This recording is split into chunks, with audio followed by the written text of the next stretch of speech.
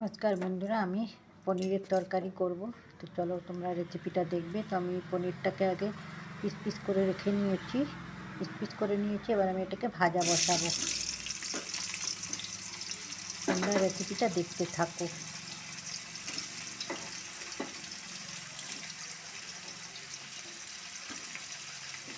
নুন হলুদ দিয়ে দেবো, নুন হলুদ দিয়ে ভাজা করে নামিয়ে নেব। অল্প একটুখানি দেবো নুন, একটুখানি হলুদ দেবো, নাড়াচাড়া দিয়ে দেবো। একটু লাল লাল করে ভেজে নেব, তাহলে খেতে টেস্ট হবে।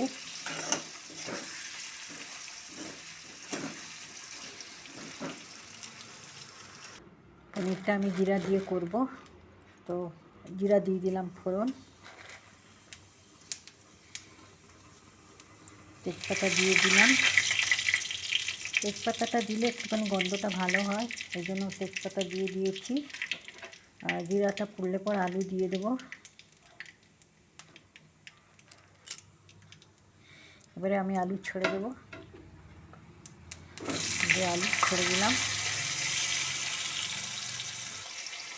নুন হলুদ দিয়ে দেবো একটু,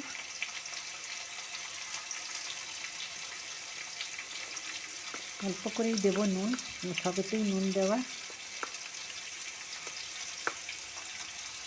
হলুদ দেবো, আর একটু দেবো, দিয়ে একটুখানি নাড়াচাড়া দেবো।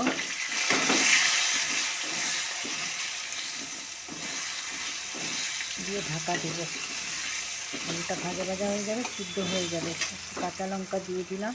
এই যে কাঁচা লঙ্কাটা তোমরা নিজের পরিমাণ মতন দেবে, যেরকম ঝাল খাবে সেরকম দেবে।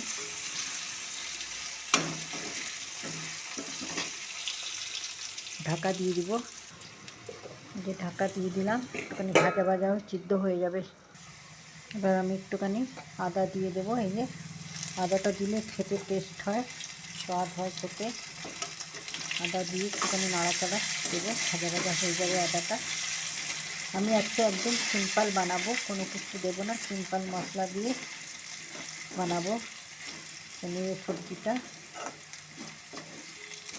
তো তোমরা রেসিপিটা দেখতে থাকো, যে কেউ বানিয়ে নিতে পারবে, এরকম সিম্পল বানাবো।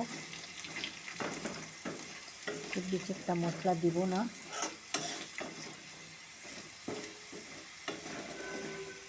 আদাটা ভাজা ভাজা হয়ে যাচ্ছে, এবারে আমি টমেটোটা ছেড়ে দেবো। এই যে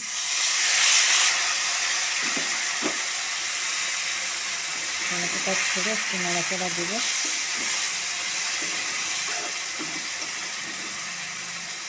এরপর একটুখানি ঢাকা দিয়ে দেবো, আলুটা সিদ্ধ হয়ে যাবে। দেখো সুন্দর ভাজা ভাজা হয়ে গেছে। এবার আমি এটার মধ্যে মশলাটা দিয়ে দেবো। এই যে জিরা ধনের গুঁড়ো, লঙ্কার গুঁড়ো, তারপরে একটা পনির মশলা, সবজি মশলা, রাজস্থানি লাল মির্চ, রাজস্থানের একটা মশলা, সেটা দিয়েছি।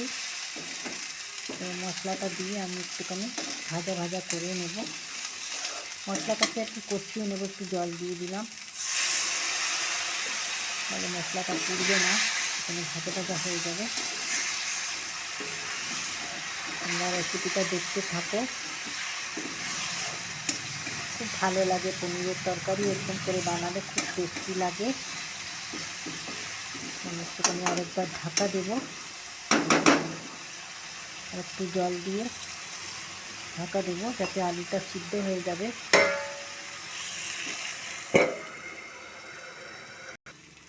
আমি একটুখানি চিনি দিয়ে দেবো, তোমরা চাইলে না দিতে পারো, আমি একটুখানি চিনি দেবো, নুন মিষ্টিটা ব্যালেন্সে আসার জন্য দিতেই হয় একটুখানি। এরপরে আমি এই যে মটরটা ছেড়ে দেবো, মটরটা ছেড়ে সব একসাথে নাড়াচাড়া দেবো। আবার দেখো মশলা খুব সুন্দরভাবে কষে গেছে। মটরটা একটুখানি ভাজা ভাজা করে আমি দিয়ে দেবো জল। মশলাটা সুন্দর ভাজা ভাজা হয়ে গেছে, মটরগুলিও হয়ে গেছে। এবার আমি এটাতে জল দিয়ে দেবো, খুব সিম্পল বানাচ্ছি। জল দিয়ে দিলাম, খুব বেশি একটা জল দিব না।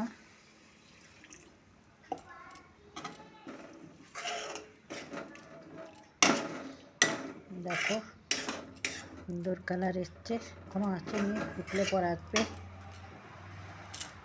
তোমরা রেসিপিটা দেখতে থাকো।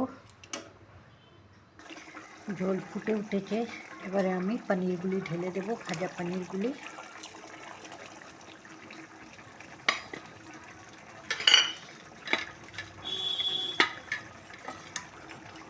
যে পনিরগুলি ছেড়ে ভেজে রেখেছিলাম সেগুলি ঢেলে দিলাম।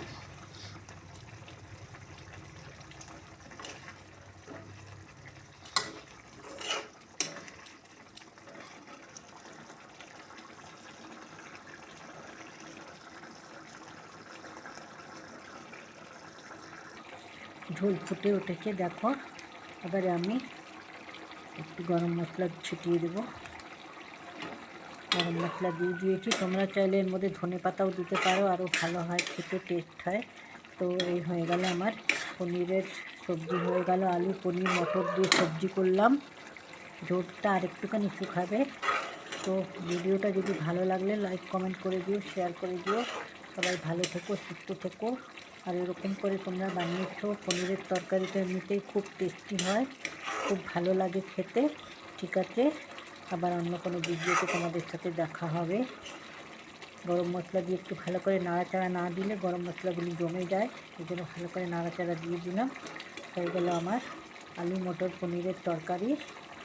ঠিক আছে, আবার অন্য কোনো ভিডিওতে দেখা হবে তোমাদের সাথে। ওকে, বাই, টাটা, ভালো থেকো, সুস্থ থেকো।